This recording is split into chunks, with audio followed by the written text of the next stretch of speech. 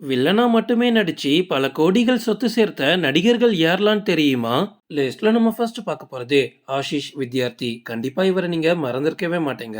இப்போ இவருக்கு 63 வயசு ஆகுது. ஆனா ஒரு 20 வருஷத்துக்கு முன்னாடி ஒட்டுமொத்த இந்தியன் சினிமாவையும் சும்மா மிரள விட்டவர் அப்படின்னு சொல்லலாம். தமிழ், ஹிந்தி, தெலுங்கு மற்றும் நிறைய மொழிகள்ல குணச்சித்திர நடிகராகவும் வில்லனாகவும் கிட்டத்தட்ட 200 படங்களுக்கு மேல நடிச்சிருக்காரு. இவர் நம்ம தமிழ்ல தில் அப்படின்ற படத்துல டிஎஸ்பி சங்கர் அப்படின்ற கேரக்டர்ல ஒரு பக்காவான நெகட்டிவ் ரோல் நடிச்சிருப்பாரு. அதன் மூலமா மக்கள் மத்தியில பயங்கரமா ஃபேமஸ் ஆனாரு. அதுக்கப்புறமா பாபா, ஏழுமலை, பகவதி, தமிழ், தமிழன் இந்த மாதிரி ஏகப்பட்ட படங்களை நடிச்சு ஒரு சிறந்த வில்லன் அப்படின்ற அங்கீகாரமும் இவருக்கு கிடைச்சிச்சு. அந்த டைம்ல ஆஷிஷ் வித்யார்த்தியை பார்த்தாலே செம கொடூரமா இருக்கும். இவர் ஒரு படத்துக்கு அந்த டைம்லயே 2 கோடி வரைக்கும் சம்பளமா வாங்கியிருக்காரு.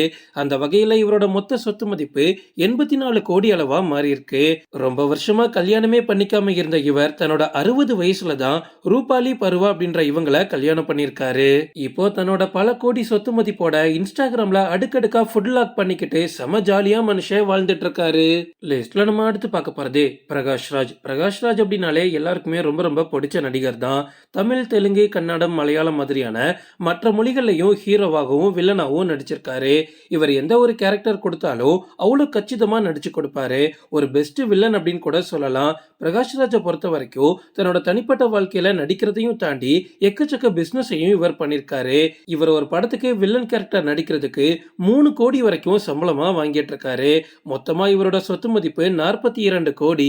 லிஸ்ட்ல நம்ம அடுத்து பார்க்க போறது முகேஷ் ரிஷி. முகேஷ் ரிஷிக்கு இப்போ 69 வயசு ஆகுது. ஆனா பாக்குறதுக்கு சத்தியமா அப்படி இருக்க மாட்டாரு. இப்பவுமே இவரை பார்த்தா அப்படியே பயமா இருக்கும். ஏன்னா ஆள் வேற பார்க்க ஹைட் அண்ட் வெயிட்டா இருப்பாரா. சோ வில்லன் கேரக்டருக்கு பக்காவா பொருந்துவாரு. தமிழ், மலையாளம், கன்னடம் அப்படின்னு பல மொழிகள்ல வில்லனை நடிச்சு சும்மா மிரட்டி விட்டுருக்காரு. இவர் நம்ம தமிழ்ல சிங்கம் 2 படத்துல பாய் அப்படின்ற கேரக்டர்ல நடிச்சிருப்பாரு. அதுக்கு முன்னாடியே வல்லரசு படத்துல தீவிரவாதியாகவும் நடிச்சிருக்காரு. ஆனா இவர் நம்ம தமிழ் சினிமாவில் அறிமுகமானது எப்போ தெரியுமா? விஜயகாந்த் நடிப்புல வெளிவந்த அவரோட 50வது படமான ரமணா படத்துல ஒரு பக்காவான வில்லனா இவர் நடிச்சிருப்பாரு. முகேஷ் ரிஷி நம்ம தமிழையும் தாண்டி கன்னட படங்கள்ல அதிகப்படியான வில்லன் கேரக்டர் நடிச்சிருக்காரு.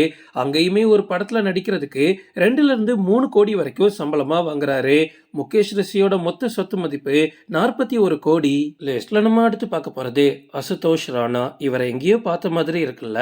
இவர் ஒரு நடிகரா, தயாரிப்பாளரா, எழுத்தாளரா சினிமாக்கு அதிகப்படியான பங்கு கொடுத்திருக்காரு. ஆனா இவர் ஃபேமஸ் ஆனது எப்போ தெரியுமா? வில்லன் ரோல்ல நடிக்கும் போதுதான். இவர் நம்ம தமிழ்ல வேட்டை அப்படின்ற படத்துல அண்ணாச்சியா அறிமுகமாகி பயங்கரமா ஃபேமஸ் ஆனாரு. அந்த படத்துல ஆர்யா மற்றும் மாதவனுக்கு இவர் தான் வில்லனா நடிச்சிருப்பாரு. அதுக்கப்புறமா மீகாமன், மொட்ட சிவா, கெட்ட சிவா, ஜானி, சங்கத்தமிழன் மாதிரியான படங்கள்லயும் நடிச்சு ஒரு பெஸ்ட் வில்லன் அப்படின்ற பெயரும் இவருக்கு கிடைச்சிச்சு. இவர் நம்ம தமிழ் சினிமாவையும் தாண்டி கன்னடம் மற்றும் தெலுங்கு படங்கள்ல அதிகமா நடிச்சிருக்காரு. இவர் நம்ம தமிழ் சினிமாவை தாண்டி மத்த இண்டஸ்ட்ரியில வில்லனா நடிக்கிறதுக்கு 2ல இருந்து 3 கோடி சம்பளமா வாங்கியிருக்காரு. இவரோட மொத்த சொத்து மதிப்பு 55 கோடியா இப்போ இருக்குது. தன்னோட ஃபேமிலி கூட இப்ப செம ஜாலியா வாழ்ந்துட்டு இருக்கக்கூடிய இந்த மனுஷனுக்கு சினிமாவையும் தாண்டி எக்கச்சக்க பிசினஸ் இருக்கு. லிஸ்ட்ல நம்ம அடுத்து பார்க்க போறது ராணா டகுபதி. தெலுங்கு படங்கள்ல எந்த அளவுக்கு ஃபேமஸ் ஆகியிருக்காரோ அதே மாதிரி பாகுபலி படத்துல நடிச்சதுக்கு அப்புறமா வேர்ல்டு லெவல்ல ஃபேமஸ் ஆனவர் தான் ராணா. அதுக்கப்புறமா இவருக்கு எக்கச்சக்க பட வாய்ப்புகள் வந்து குவிய ஆரம்பிச்சுன்னு சொல்லலாம். பெங்களூரு நாட்கள், பாகுபலி 2, கார்டன், ஆரம்பம் மாதிரியான படங்கள்ல நடிச்சு ராணா தன்னோட சொத்து மதிப்பை சராமரியா ஏத்திட்டாரு. இவரோட முக்கியமான கதாபாத்திரமே நெகட்டிவ் ரோல் தான். ஆரம்பத்துல ஹீரோவாகணும் அப்படின்ற ஆசையோட உள்ள வந்த ராணாக்கு நெகட்டிவ் ரோல் பக்காவா செட் ஆனதுனால மனுஷன் அதையே கண்டினியூ பண்ண ஆரம்பிச்சிட்டாரு. இது வரைக்கும் ராணா ஒரு படத்துக்கு அதிகபட்சமா 5 கோடி வரைக்கும் சம்பளமா வாங்கியிருக்காரு. அந்த வகையில இவரோட மொத்த சொத்து மதிப்பு இப்போ 48 கோடியா மாறி இருக்கு. ராணா டகுபதி பத்தி உங்க யாருக்குமே தெரியாத ஒரு விஷயத்த சொல்லட்டுமா? அவர் கல்யாணம் பண்ணியிருக்கிற பொண்ணோட பெயர் மிக்கிகா பஜாஜ். அவங்க சாதாரண ஆளே கிடையாது. ஹைதராபாத்ல மிகப்பெரிய ஜுவல்லரி பிசினஸ் பண்ணக்கூடிய மிகப்பெரிய பிசினஸ் மேனான சுரேஷ் பஜாஜோட பொண்ணு தான் அவங்க. மிக்கிகா பஜாஜும் இப்போ சொந்தமா ஒரு டிசைனர் கம்பெனி வச்சிருக்காங்க. இது எல்லாத்தையும் சேர்த்து பார்க்கும்போது ராணா டகுபதியை விட அவங்களோட ஒய்ஃபுக்கு கிட்டத்தட்ட 10 மடங்கு சொத்து மதிப்பு அதிகமா இருக்கும். அப்ப எப்படி பார்த்தாலும் 450 கோடி வரும். ஓகே ஃப்ரெண்ட்ஸ், இதோட நான் இந்த வீடியோ முடிச்சுக்கிறேன். இன்னொரு இன்ட்ரெஸ்டிங்கான வீடியோல நம்ம சந்திக்கலாம். Stay tuned.